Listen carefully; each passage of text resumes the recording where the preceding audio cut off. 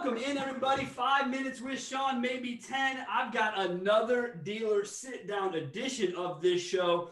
And if you're on LinkedIn, if you're paying attention to selling cars, you know who the man sitting next to me is today. So without further ado, I bring on Brian Kramer. Brian, how are you today, man? I'm doing wonderful. I'm in sunny Florida. There's not many better places to be. Sunny Florida, soaking up those rays. Well, look, I know you're a busy man. I'm not going to waste a bunch of time. As tradition with the show this year, our guests are picking the topic. So, Brian, what are we talking about today? So the topic that I want to just just pull the pin and roll the grenade and talk about why does it take so long to buy a car? Oh, boy. Oh, we're going to be talking about speed here. We're not talking about speed to the front line. We're talking about speed to the unit. Brian, when you say that, the idea of why does it take so long to buy a car, I assume you're not referring to the customer's journey, are you? I think you're referring to the customer once they hit the showroom, right? You're not talking about the research and all that. You're asking yourself, why does it take, once I know the car, why does it take so long to buy that car? Or even if a customer did all the research online and they submitted a lead or however they get to us, chat, phone, and they said, I want to buy this specific vehicle. I got an idea on price and payments. I just want to come to terms. How long is this going to take to complete this transaction? So the speed of the actual deal. So I want this car. Here I am ready to go. I'll give you my starting point. I think it takes so long to buy a car because we make it so. As an industry, I don't think that I've always said this, Brian, I don't know how you feel, but I've always said it's difficult for me to be a car consumer because I've been doing this for way too long. I don't buy cars like people buy cars, but that's the only thing I don't buy like everybody else. So I buy houses, I buy, whatever, Amazon, I buy everything else, and I have my customer experience. So Brian, how do you look at the sales process, being so close to it for so long? How do you interpret that part of it? Well, and I don't know how long you've been in the car business, but I remember when AutoVitel first came out, and that was going to be the end of salespeople as we knew it. That's going to be an end-to-end single point of contact. This is going to change. That was in 1998 that I remember it. I remember in 1999 when they were faxing us internet leads. So you and I I've been 21 years. So I mean, it's okay. So we're cut from the same cloth, and unfortunately, I deal with some competitors that are still faxing internet leads, e-fax. But at least it goes into a digital format. I'm sure you've walked into dealerships where you see that stuff, and they don't have a flux capacitor, they don't have a DeLorean. There's no need for them to be doing that. So fax leads still happening is I don't even know that we should be talking about that. And you're glad that's your competitor. I mean, I would welcome my competitor to be still stuck in the faxing. So that's awesome. How did you become obsessed with the idea of speed to sale? Because whenever I get involved in a deal, actually, I'd say it was back in the 2000s probably. And I thought, if a customer already has an idea of where they want to be, but that didn't fit with the linear path and the way it was. So let's say back when we had a 2-person internet team, and that was just to handle the overflow, and they were more typically IT guys than sales professionals. Right. And we would give them those leads, and then they would go up to the sales desk, and we've seen all the videos where just get them in. They get them in, they already know what the price is, they already know what the rate is, they already have an idea on all those things, and then we got to start them all the way back up on the Ferris wheel. Sorry, but you're going to have to ride it just like everybody else. There's no fast passes here, so we're going to take you all the way around. Now, these are just preliminary numbers. We're going to start you off here. This is just the way it works, so I need you to bear with me. And that's a wasted pencil. That's a wasted motion. If you think about Kaizen and all the things that Toyota comes up with, it's also just a waste of time. Apple wouldn't do it. Netflix wouldn't do it. So then we have to validate the selection. And typically the customer comes in on the marketing that we did, and they are coming in on an ad that we ran that I used to do it too. It was $199 with $199 down. The salesperson comes up, hey, the guy came in on the ad. Well, why did you land him on that car?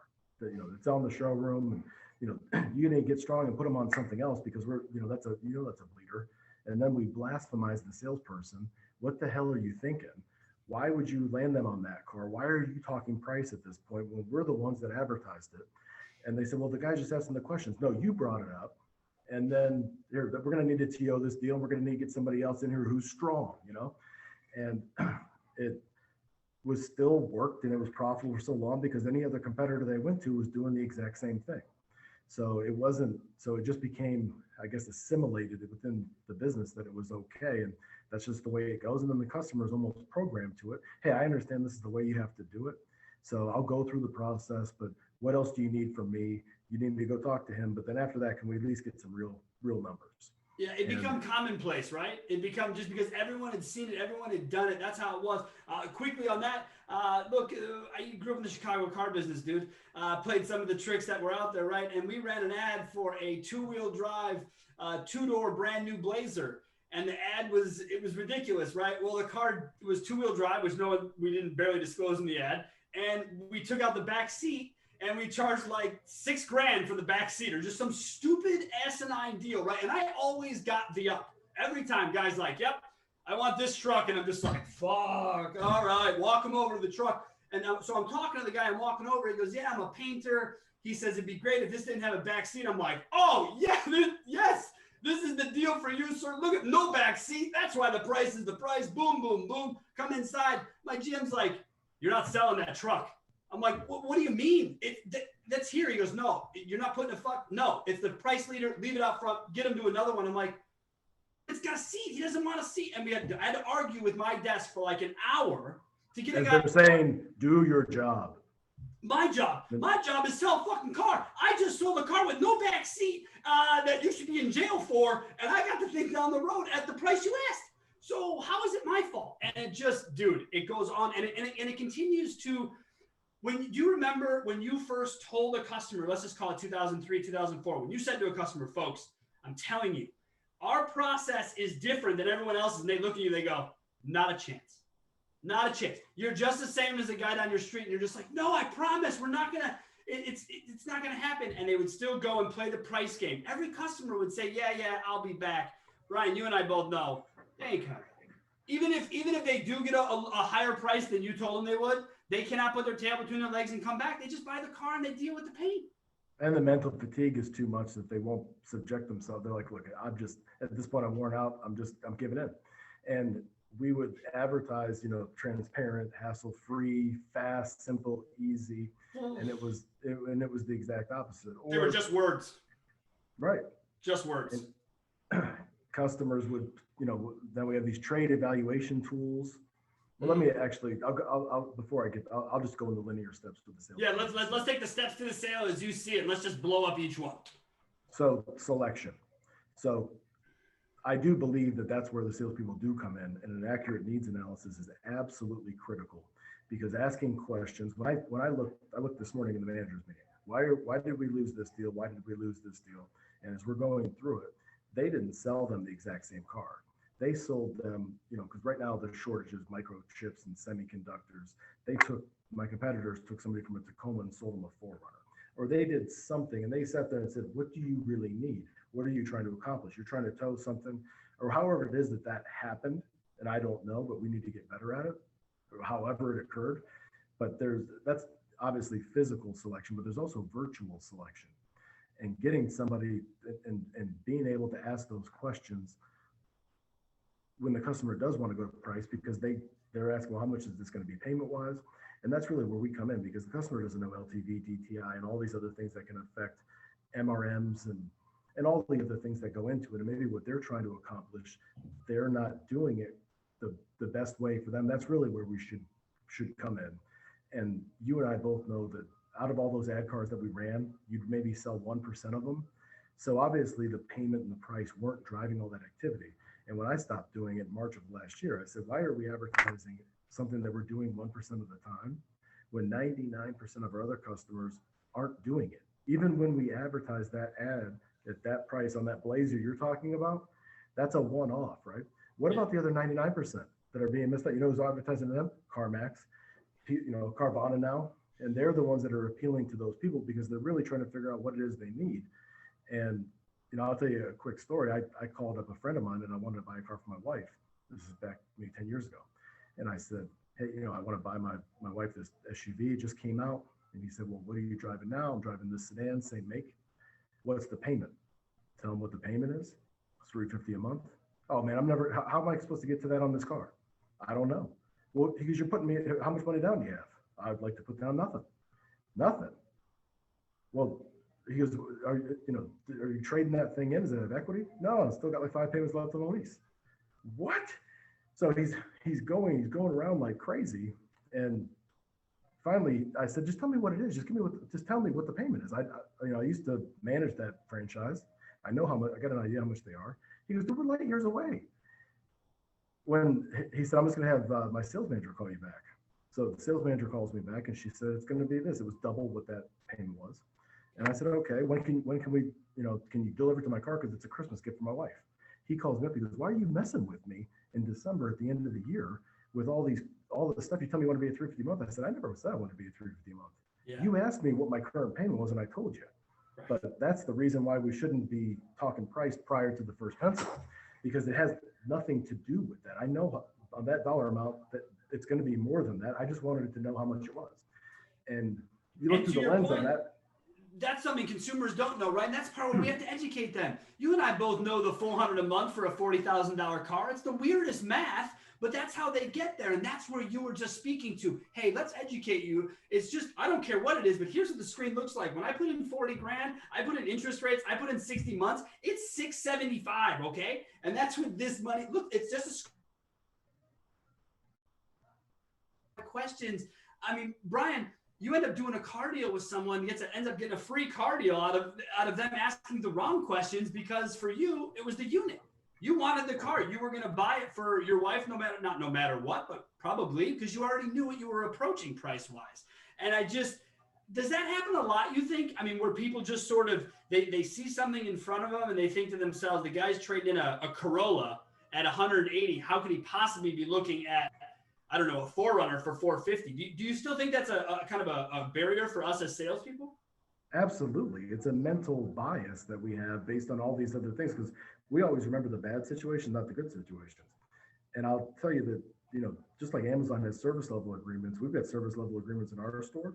Because when I first got here in 2016, and I've been to all different public companies and private companies. And when I first got here, I said, why are you asking these questions to the salespeople when they come up to the desk? And the questions were, how much money do they want to put down? What's their current payment? What's their payoff? Where do they want to be? So where they want to be doesn't have anything to do with the price of tea in China. I knew that on that car that my wife was driving, it was an E-Class diesel. It was $350 a month. It was a 42-month lease with all this pull-ahead money, these stackable programs that shouldn't have been compatible. But my car before that was $700 a month. Correct. He just didn't ask me. I knew that was ridiculous and unreasonable, but he asked me where I wanted to be. I said, I want to be as close to that as I possibly can. And when we ask questions to customers, hey, where do you want to be? And the desk is just as guilty as anybody on that. When they ask where do they want to be, they're training the salespeople on what questions to ask, whether they know it or not. So that's the information the salesperson is going to come to the desk next, is what they were asked the last time. Hey, they want to be no money down. And if you ask a customer, where do you want to be on a 4Runner? I want to be no money down. Oh, okay. Up to, not more than. If you had to go dig up that thing in the backyard, and okay, and what do you want to be at? I don't know, $400 a month. $400 a month. Where'd you get that number from? Right? That's crazy. And every other piece in between. Okay, so you want like a base SR5? Oh no, man, I wanted to get like a TRD Pro. TRD Pro, where are you getting these payments from? I don't know. You just ask me where I want to be, not where we're going to be. Why don't you set the tone and tell us where we're going to be? And then I find that most customers think logically, because they've already done 18 hours or whatever the study. They've done the research, dude. I look at it the same way when I go to buy property, right? I go to buy property. I don't call my mortgage guy and he goes, Sean, this property is actually going to be 800 more than you thought. And I go, oh no, I've already done the math. I already know based on my trajectory, not to mention how many payment calculators exist in the world. As far as I'm concerned, that's what most digital retail tools are anyways, just fucking payment calculators on steroids. You still have to want to execute the car deal. You still have to want to do what the customer is asking you to do. So Brian, here we are on the linear step. We've gotten to selection. What happened now? Let's throw in a trade. What do we do now? We have a trade in. Where's the hiccup here? So you've got the time when let's say the customer's, because there's two different ones, there's the virtual and there's the physical. So let's say it's the physical one. Customer wants. Oh, wait, hold on a second. I want to stop you there. So I'm sorry, did you just say you're going to do appraisals virtually? Because it sounds like that's what you said. That's what we do. Okay. So we're already a step ahead of most people, folks. Like I said, my guy Brian here, the reason he's here is because he's progressive. And I know he hasn't just been doing this idea of virtual trade appraisals just in the last 6 months. He's probably been having it for a long time because he wants to meet the customer where they want to be met. Brian, okay, there are two ways. Tell us about the virtual way first. Give me 1 second. You want to call? Oh. If you see, I'm going to email to you that VIP test drive. Folks, we've got a cardio going on here on the other side. So when Brian can get back to us, he will. All right. In the meantime, I hope you're watching and listening and taking notes. This guy is legit. He is bringing you details that you need to know. And we're about to jump back into trade-ins. So once we get there, again, be ready. I have a feeling I know where this is going, and I cannot wait. All right? We'll wait for Brian to come back. Sorry about that. I had a quick cardio real quick. Hey, cardio, that's what we're here for, buddy. You're here to cuss out cars, and that's what we're doing. So tell us about the virtual side of the trade appraisal since you are already doing it. Well, I can tell you it's not as easy as everybody sounds or everybody says it is, because there's obviously KBB ICO, there's, all the trade and marketplace, Edmunds, True Cars, AccuTrade tool. Everybody's got a tool. Trade pending. It's what happens once that lead is filled out, that when the rubber hits the road. So obviously, like when you go to a doctor's appointment now, COVID, everybody says we're going to fill all this stuff out ahead of time so you don't have to have the clipboard. And they basically, they punish you if you come in and you don't have all your stuff filled out, as you have the express lane going by you. Oh yeah, we can get you in, but you're going to have to take this clipboard and these 20 sheets of paper and go sit in the corner, and then we'll get with you when we can, because all these other people did what they were supposed to do based on our appointment confirmation link. So we do a milder version of that, but the problem is at a doctor's office, when you fill all that stuff out, it actually happens the way they say it's supposed to. You actually do go ahead and they go, oh, wow, I see you already did your due diligence before you came here. I've noticed that you filled out all this information, all the pertinent information. And what we find is that the customers are actually pretty honest, which I didn't think was going to be the case, because they hate the friction. And I've been having a new word for my managers here. It's friction slayer.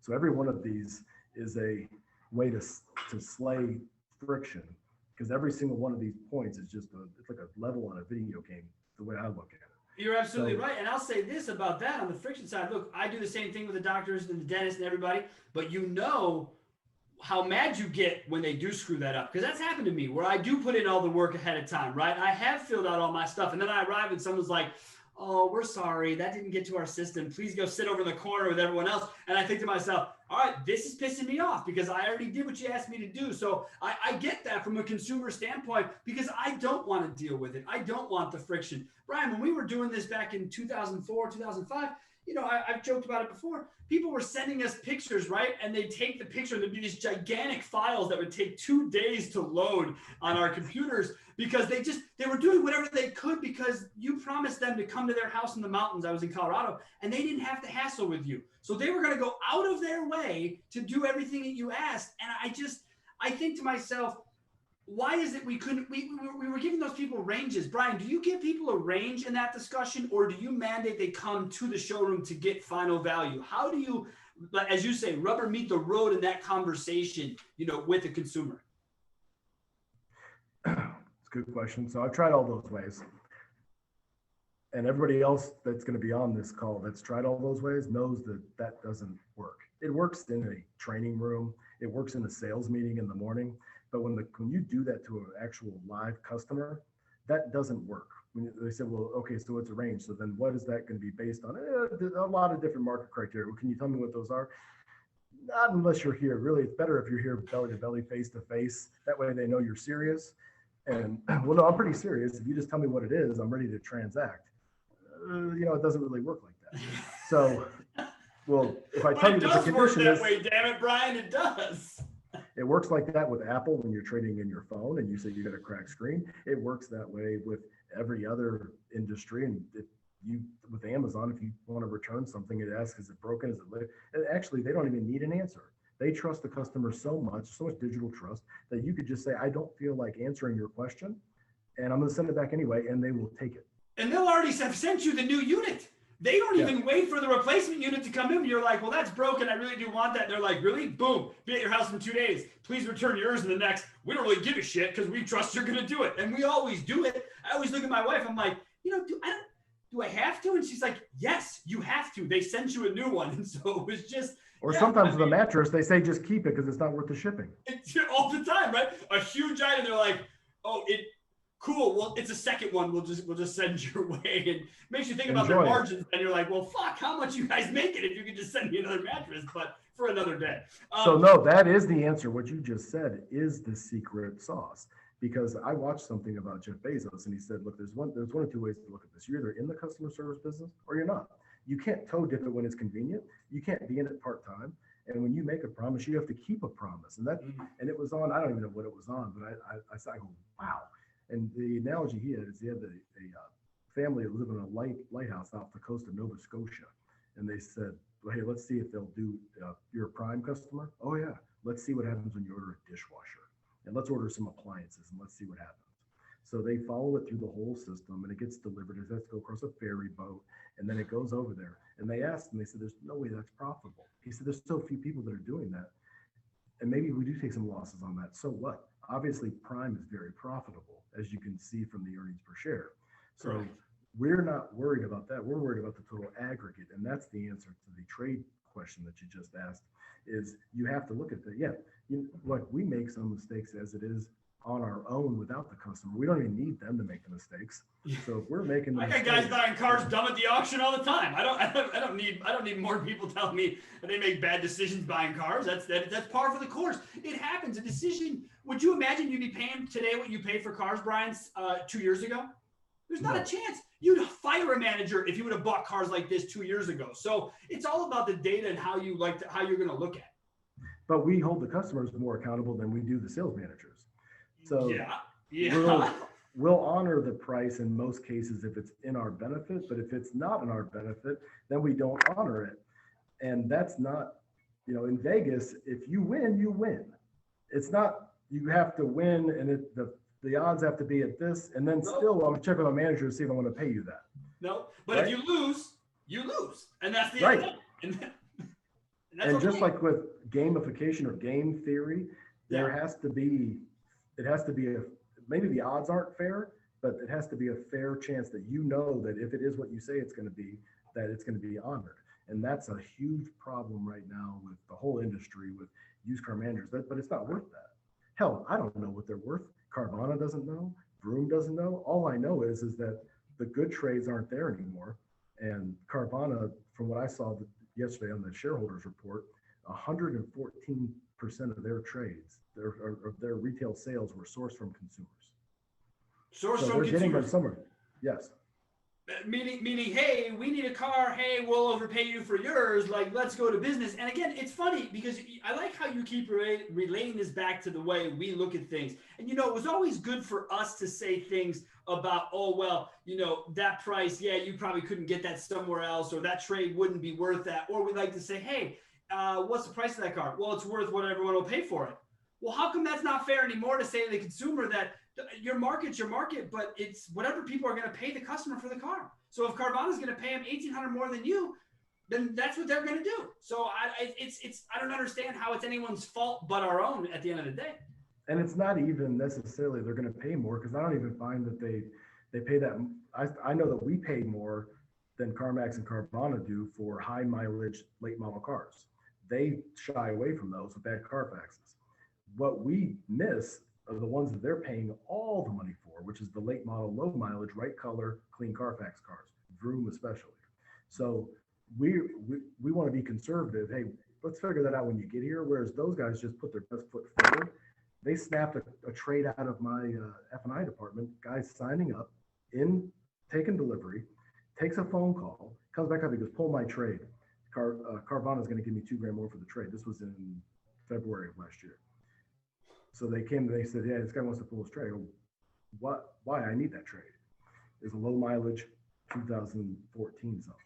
Yeah. And they said, I guess the Carvana is going to be here in 45 minutes to pick it up. And I go, well, hey, what about the tax savings? He goes, you know what? It's just too much of a hassle. It's not a big deal. I'm still going to buy a car from you. You know, so Yeah. he's looking at it as a win. He goes, it's not like I'm not buying the car. You guys are still cool with me. I'm just selling it to them. Yeah. And But they don't that's what understand he the other did. side of the game, which is I need that trade just as much as I want to retail you this unit. And it may be why I gave you the price I gave you was to retail you this unit, which you've made a post about the idea of the over allowance and the idea that this burns you in the ass. Is that not what happened here, hopefully? That's exactly what happened. Okay, that's exactly so what that's spurred what that post. Okay. And All right, it's so still, that's your point is penciling a deal while you're gaming the system ends up screwing us because we now have to lose money in a deal where a customer made a better decision for them, which who are we to fault that? so even if I stretch and end up, we're trying to put it back together, he goes, hey, it's not worth the hassle. It's just, the friction. I'm like, what? Even if it's the same? Yeah, they make it so easy. So that was the first trigger to retool everything because I pulled the whole managers in and it was on a Saturday. And I said, I want to know exactly how that happened. That's never happening again. So we had, and that was really just going back through and process mapping the whole thing. And they were 100% with me. They said, yeah, because that is not an option anymore. So we need to figure it out. So now you have a completely different approach to first pencil, first discussion. Is that where that comes from? Or, I mean, what can you give me any detail as to what did change wholeheartedly in that process? So we don't over allow anymore as of that transaction. No more. The car is the car. The car is the car. Okay. I don't think we should have to over allow. The values are so high. I just don't see any reason. We should just be as honest as we can. But man, to lose a trade out of your own, and it's crazy. The customer would say it's hassle free because he's already doing paperwork with you. So I don't know how much less, but whatever he did, he was able to complete via his cell phone. Yes. Yeah, he just put his license plate number in, and that's what we do now. So, and we started just honoring it, and then, okay, we're going to use the honor system if it is what the customer says. And I find the customers are pretty damn accurate. And if they're not, then you adjust for it, and they understand as long as you can justify the variance, because it's not always what they say it is, or the trim or something. Sometimes we initially were vilifying the customers. See, they try to get one over on us. It's that a lot of people aren't car people. They don't know what all that stuff means. They don't know how many 30 seconds of tread of tires have. They don't have a tread depth gauge. So they're ballparking it, and then when you explain it to them, you show them we have a digital tread depth gauge now. Here's what this is. Oh, okay. So how much less is it worth? $400. Okay. And they're cool with it as long as you can justify it. When you can't justify it, and you say it's just not worth that. What do you mean it's not worth that? It's not going to bring that much to the auction. Look, here's the auction values. Yeah, but that's not what you told me. Right, but that's the market. This is, and then it starts getting that awkward conversation. Yeah, it's awful. It's an awful conversation to have with someone that all of a sudden they don't understand what it is you've been explaining to them. That creates a problem for me. We used to use the penny, right? We tell the customer, take a picture of your tire, just put the penny in it. Our guys will have a good idea what's left on the tread. We try to remove that. What's your windshield? Because you're in Colorado, 1 out of 5. What is your interior? 1 out of 5. Simple, simple, simple. Most people would go with a 3. Then you'd show up, you'd get on site, and you'd be like, dude, this car's a 4. Like, this is awesome. Like yes, no, please do the paperwork quickly. Let's get this car back to my shop. And most times you would win out because of what you said. They're not educated to know. No, 99% of consumers are not trying to fuck you. I don't know how else to say this to you guys. It's just not the case. It's not the case. Brian, what do you find happens when customers, so what happens after the trade now? All right, so you have a process where you're up front. The trade is the trade. You've eliminated that friction, slayed it on the trade side. What comes next? Price and payments. But I already know my price and payments because I've already used your steroids calculator. I already have an idea of what goes on. This is what I've seen on this car online. Is that what I'm going to get? Okay, so then we're going to pull credit to validate that if it hasn't already been done. And we can do this in somebody's living room. We can do it here. It's decentralized. We really don't care. Right, and so much so, Brian, would you want to share any of what you share with me pre-show? On the imagery that you're working on, because I think it's important that people hear from you on this topic about advertising, because I think a lot of people always say, oh, price payment, price payment, price payment. But Brian, now for the last year, has not been talking about price and payment. Brian, talk to us about what you are doing with relating to that. Right. We just keep storyboarding this out. Right before we got on this, I was in an ad meeting, but now there's no price or payments. We haven't been doing it since COVID. But the only thing that we're doing anymore creatively, instead of coming up with some real strong hooks, is what would people rather be doing than being in a car dealership? Would they rather be at the beach, getting a massage? There's a lot of other things that people could do in those 4 hours besides being at the car dealership. If you live down here in Naples, you could be on a boat, you could be on a wave runner, you could be in a lot cooler places. So when somebody says, yeah, this guy's just looking, he's just kicking tires, there's a beach about a mile that way. There's a lot of other places. I love this place in this town, but yes, I would be down there, not down here. Dude, if people do not come to car dealerships to spend their Saturday afternoons, I've never believed it. I've never understood the policy of it. If you walked on my showroom, even in 1999, when you showed up, if you looked in someone's trade and you saw a stack of Auto Trader magazines and newspapers, that's a car deal. That guy ain't going nowhere. He doesn't need nothing. He's got the car. Let's go, right? That's the sort of thing that I used to take and say, great, let's make this easy. And my manager would go, nope, grind him. I mean, I had a manager make me grind over $10 a monthly payment, dude. This was a 7-hour car deal. He ended up meeting the guy's number, and I thought, I'm the one who loses out because I could have sold 3 other fucking cars by now, and you guys have wasted my time with a 7-hour pencil to a guy who I'm gonna beat him. Like, God, it's so stupid. I'm with you, and I've been on both sides of that. I've been also with my father in the south side of Chicago when I was growing up, as we went down the whole circuit, up and down one side of the street and down the other side of the street. And Orland Park. That's right. Yep, Car Row, baby. No doubt. Yep. You know, there's almost more than that. It's like the Vegas of car dealerships. It's an amazement all its own. And I'd have popcorn for breakfast and hot dogs for lunch. And then we'd have, some more hot dogs for dinner. And by about the 11th dealership, my sister and my mother were sleeping in the back of the car. And my father and I are sitting there going round and round and round. And it was like a sporting event, and then finally, 10 o'clock at night, maybe a deal would go down. But it was like a dopamine rush for him that he didn't, and the dealer, that they didn't want it to end. And that's not what, obviously time has a whole different value these days, and nobody wants any of it wasted. And there's all these industries and all these, Sears.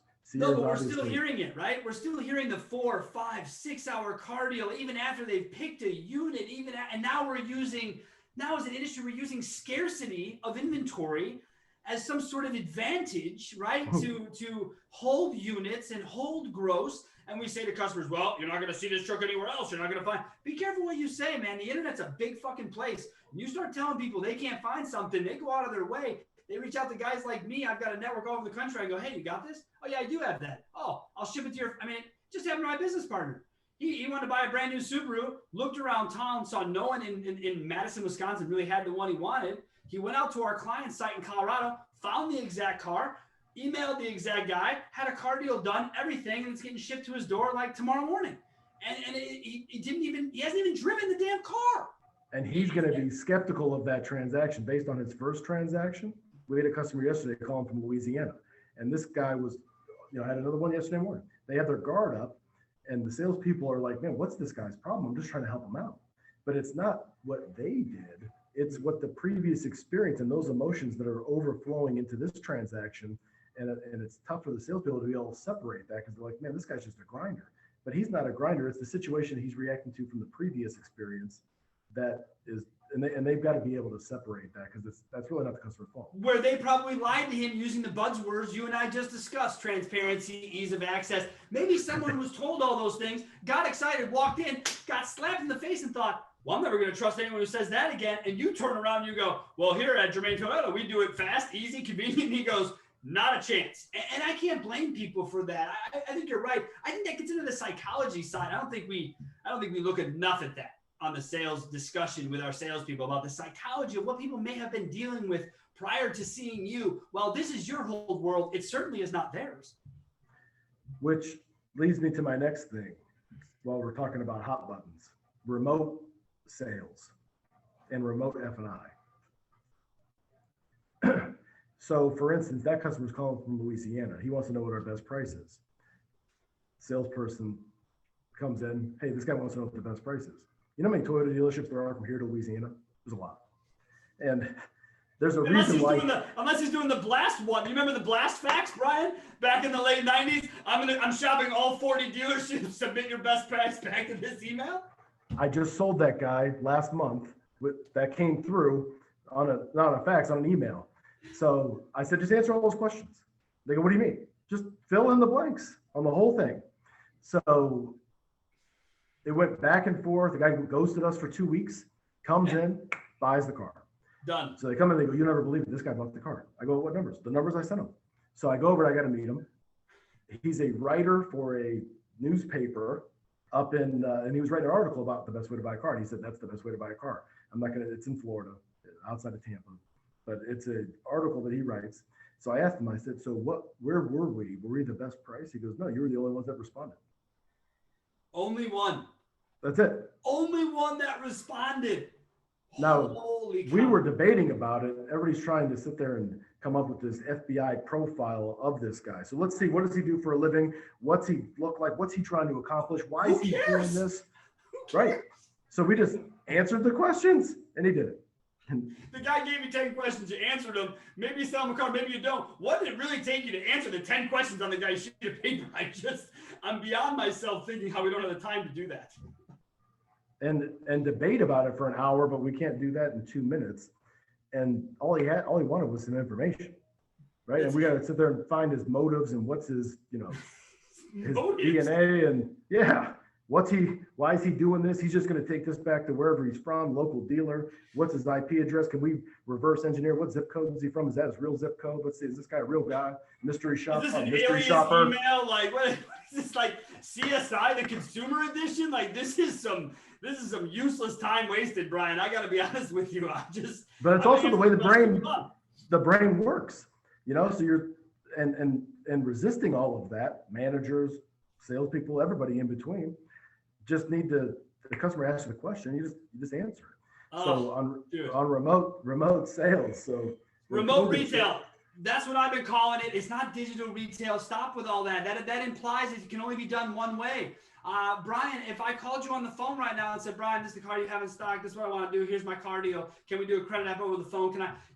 Yes. How much do you want to give me at some point? Maybe I have to come in. Maybe I don't. Right, Brian? I don't have to come to your dealership to actually buy a car anymore, do I? I could care less. I just want the deal. Do it there, do it here, half of it here, half of it there. We use it as B-backs. Let's say they came in, they drove the car. Well, I don't want to come all the way back in there. Hey, that's fine. We can do the other half in your living room. Really? And they're so like gun shy about that. That's typically, now that we advertise with this new campaign, the calls that we receive the most are, so I saw that TV commercial. Is that real? Can you really do that? What I saw? Because the trust is there to where they are questioning, is that something that is it really that easy? I don't believe it. And they're skeptical of it.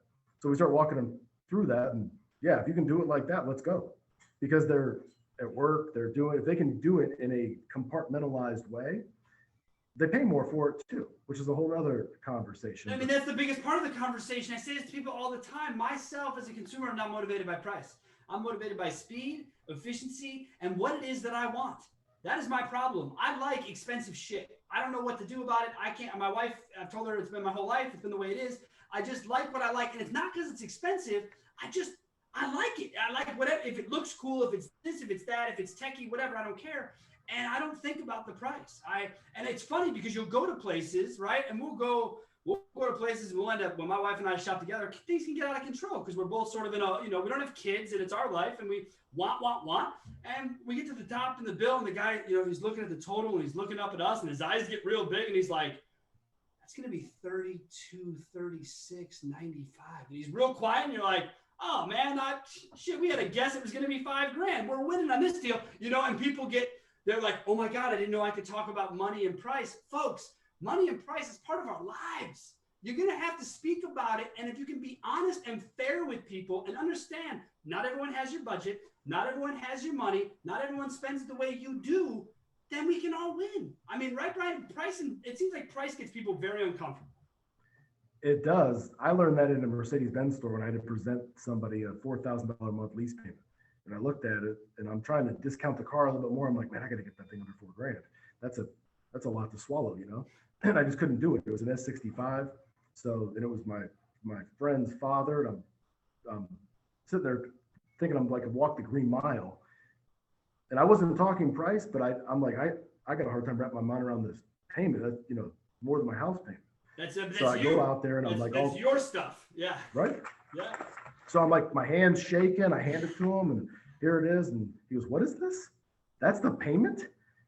He goes, that's a lot. He goes, what do you think? He goes, what do you think about that payment? I said, you know what? I got to tell you that I can't even wrap my mind around making that payment. I got to just tip my head that you're in a position where you can make a payment like that. He goes, yeah, I guess that adds up. I mean, it's, you know, $200,000 car. I guess that's how much they are. And he did it. Sure. And it blew my mind, and it wasn't my money. And to him, that's when I saw his income and I saw his mortgage payment. I'm like, well, that's nothing. But it was a lot to me, and my emotions were going into no different than the analogy I used with the guy when I was buying a SUV for my wife. It doesn't matter same what approach is my last payment was. Let the payment be the case. Don't worry about it. Just put it in front of people. And if they got to peel the guy off the ceiling, then he probably needed that education. And yes, you're the one that gave it to him. And yes, that makes it difficult. But today's world, people I find in conversation are not that far off base. That dude didn't come in looking for a $1,500 lease payment on that car. He did not. No. There's no way he did that. And me, I always shoot higher. That's because that's just better for my psyche. You know, if I walk into somewhere, I'm like, I want that. And if it costs less than X, and I'm pretty sure X is higher, and then it comes in lower and I'm happy. Brian, I'm going to wrap this up. I know you're busy. You give me way than enough time. When you talk about the idea of remote retail, and I love you using the word because I've been using it forever. What is the biggest thing? How are you able to pull off remote retail at your store? Because recently it's all about culture. You and I have talked about this. We can't just move past the fact that, oh, just go do this at your dealership. It comes down to the people who write your check, the people you work for buying into this process. Is that fair to say? And what advice can you give to folks who have the buy-in but haven't pushed the envelope, and the other piece of advice to folks who don't have it and what they should do? So that's a great question. I would say the first thing you focus on, the foundation of everything, is the culture, because the whole rest of the staff has to be bought in on doing this. And I'm talking about a deep level understanding, not a superficial, just, you know, skimming the top of the surface on it. Oh, so yeah, one Saturday meeting's not going to cover it, Brian? Where we bring it up Saturday for 40 minutes and we never talk about it again? That's not going to work? No, and it's also not a lead generation tool, which I initially thought, okay, this is the new ad car. So I can have them go in the DR portal, and then they get to the trade or whatever, and then kapowie, I got them. Yeah. Right? Now I'm gonna. That's a perfect lead. I'm just getting all these leads that get to a road to nowhere, and I wasn't busting through that friction. And I'm like, okay, that's when you're gonna pounce on them and ask them, you know, when can they come in? And that's the exact opposite. When I leave, we leave them, as I call it, unmolested, and we don't molest the lead throughout the process. So you're not using the concierge feature? You're not jumping in mid trying to push them through, or you're there if you need them, though, I assume? If they have like a question that comes up, your team makes it obvious that you are there to assist? So there's a chat feature that comes up, but the lead doesn't go into the CRM, which I think is critical, until they're out of their session. That's when the lead first gets pushed, because salespeople can't resist the urge with response time just to go jump on it, right?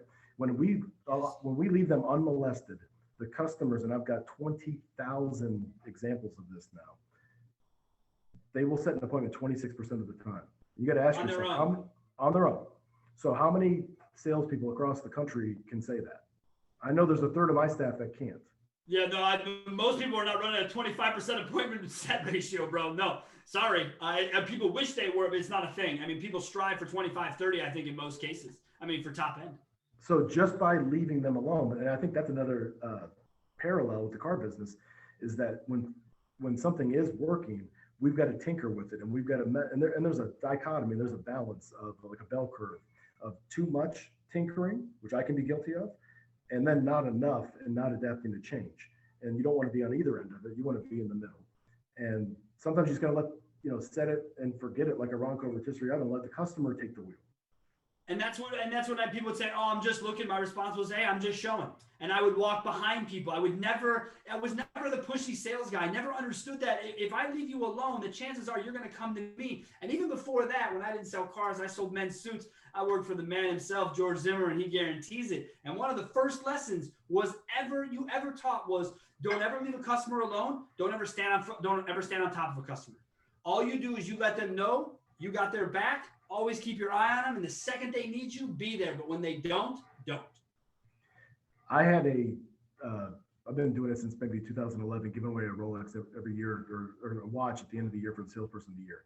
I saw the most recent one. Right? And that guy's a rock star. Yeah, so clearly.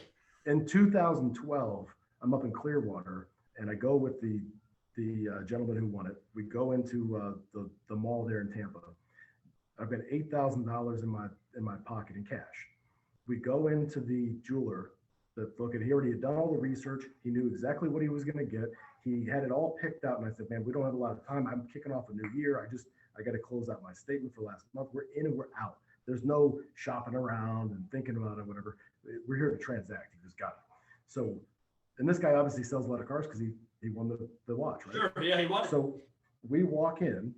Salesperson walks up and he goes, "Hi, can I help you guys?" And he goes, "No, I'm sorry, I'm just looking." And I walk by him and I go, "Why would you say that? We're not looking. I'm here. I'm just buying." Yeah.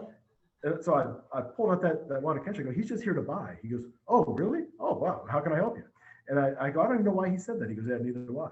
And I told the sales rep at the watch store, I said, "It's actually your fault because of the question you asked. That stimulus generated that response." I said, "Don't ever forget it." I said, "This is going to be the easiest deal you've ever done. But anytime you ask that question, that is going to be the response. So stop asking that question." Correct. And that same salesperson used to always tell me after that, "Hey, these people here, they're just looking." I go, "Really? How did you greet them?" And you run back out. But the way that we engage with people like that, nobody's walking into that stuff just to kick tires and look around. No way. But coming back to what you were just saying about remote and offsite, there's a lot of people that are advertising that that was the buzz back in April and May. We'll come to you. We'll make it so easy. We'll do this, digital this. They were looking at the DR tool as a lead generator, and then take those leads and let's try to molest them and let's try to get them in. And I use that word because that's really the best visual of what I feel like these leads. You don't have to worry about justifying to me, buddy. I would use the same word. I think we need to relax on the idea of a lead as a lead. A lead is not a lead. Every lead is coming from somewhere different. It's coming from a different source that should require a different response from you. And they're a different place in the funnel for you. A GM hand raiser lead, the guy filled out the auto show, while it may not be lowest to funnel, it is in the funnel. He did fill something out. I don't care if it's for a free t-shirt. He's in my database. Let's treat him as such. So I think you're absolutely right. I think we need to back off because our one-to-one communication is our best chance to win. So if they want to go ahead. Well, Brad, I was going to ask you, when they enter into your DR tool, do they have to put in everything to start, or do they get to play all around, do everything they want, then submit info? How does your tool work? So it depends. It depends on whether or not they were already in our DMS because you still got PII rules. So not that I want to drag this call out, but I took CTAs off my VDPs. So there's no click to unlock anymore. There's only two buttons: schedule test drive or start Germain Express. Those are okay. That's you have to click to unlock. If they want to transact, and the closing ratio went up significantly because now I don't have Mickey Mouse and Bugs Bunny, submitting all these leads just so they can see what the price is. The discounted price is there. Begin Germain Express, and they get into the portal and they spend 3 to 5 minutes in there. And some people go further, some people don't. Some people, and based on that, we're going to market to them accordingly. But we can't also abuse that data and use it to manipulate people and generate all these leads. So you got 3 different people calling all these duplicate leads. You got to have the rules set up in your CRM so they stack. But so many people advertise, my competitors advertise remote because we're advertising it. Hey, we'll come to you. But then when the customer calls up, hey, I saw this great thing. You guys will come to me. it's a lot easier if you just come into here. You know, I mean, we could, but it's not. I mean, when's a good time for you to come in? Right now or a little bit later? And the customer's like, oh, okay, well, I guess you know, you give me a lot to think about, and I guess I could come in there. And they send them a DR link, or maybe they were already in there. Hey, you know, they show up. Okay, do you have all the stuff in the system? It'd be a lot easier. Let me just get out a piece of paper, and you can fill all this out. It's a lot faster than getting it out of that system and printing it and then entering it, because our systems don't talk to each other and it's all disjointed. And since nothing pushes because the APIs are all jacked up and we really don't know how to connect the, you know, the inputs and the outputs. The feeds correctly. Yeah, we're just kind of flying blindly because our OEM told us we had to have this tool on our website, so we do, but we don't want to use it. We don't really want to talk about it. I made the joke that I think these things are going to turn into Kmart franchises, for God's sakes. They're just going to have dust sitting on websites. No one knows what they are. No one goes through the door because everyone's afraid of them. And it's because we don't do enough to educate. Now, you got rid of the CTAs. Again, I want to drag this out, but did you see an uptick in lead conversion because of it, or did you see the same leads with a higher quality? As crazy as this sounds, and part of it was probably a little bit of the marketing and there's other factors involved, but sure, we had an uptick in leads, a pretty, you know, significant 20% uptick in leads, and the closing ratio went up almost 10%. I mean, that's found car deals right there, dude. That's the ability to, I mean, look, that's what we ever talk about, right? As GMs and owners, how am I going to get the incremental business? The incremental business. That's the incremental business, Brian. That's the way to do it. Dude, you're awesome. This was awesome. I can't believe I took up this much of your time. I appreciate you giving it to me. All of those people watching, GMs, owners, salespeople, managers, here's what you should take away from this. It's going to take all of you to do this. It's going to take all of your culture, all of your discussions, all of your agreements to truly help the customer. Brian, thank you so much, man. You're the best. Thanks for having me on. I really appreciate it. Buddy, anytime you want to be on the show, you got something to talk about, you let me know. We'll put you on it. Thank you, guys. We look forward to having you joining us next week. Enjoy your week.